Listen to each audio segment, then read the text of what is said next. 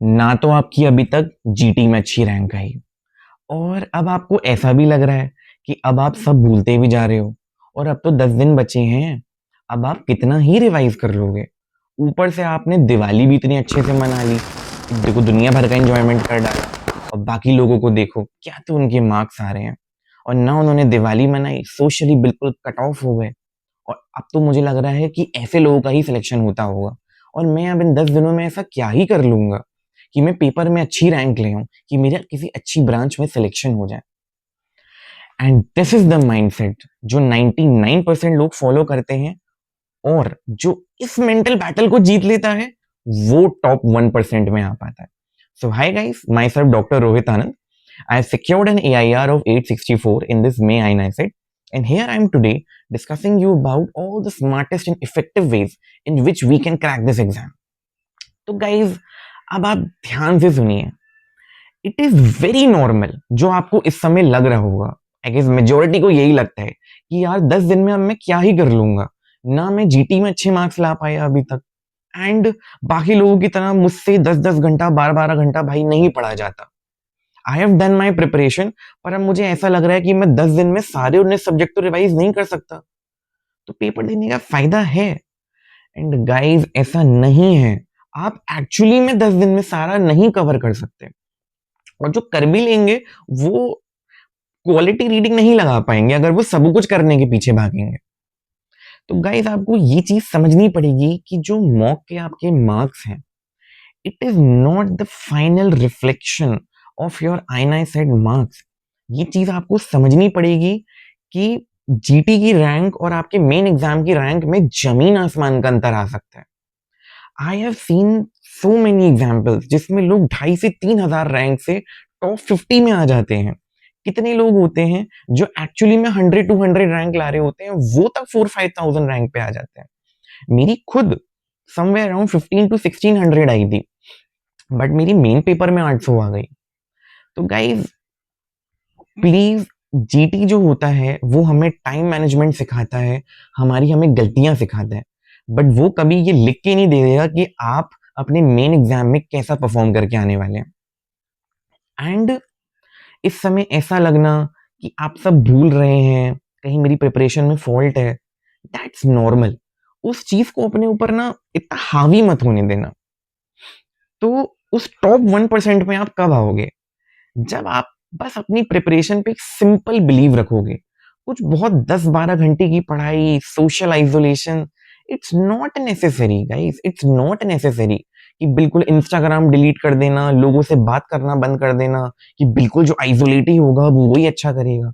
No, ऐसा बिल्कुल नहीं होता है.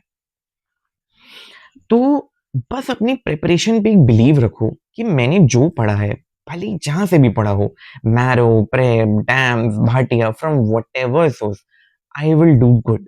क्योंकि मैंने अपना इतना सा कंटेंट पढ़ा है, अच्छे से पढ़ा है, मैंने पीवाईटीज पढ़े हैं, और बस जिसने पीवाईटीज बहुत अच्छे से पढ़े हैं एंड जिसने उसका रेलेवेंट आसपास का थ्योरी जो है, सब्जेक्ट की जो कॉन्सेप्चुअल नॉलेज जो है वो आपकी स्ट्रांग है, तो आप एग्जाम में अच्छा डेफिनेटली करके आओगे.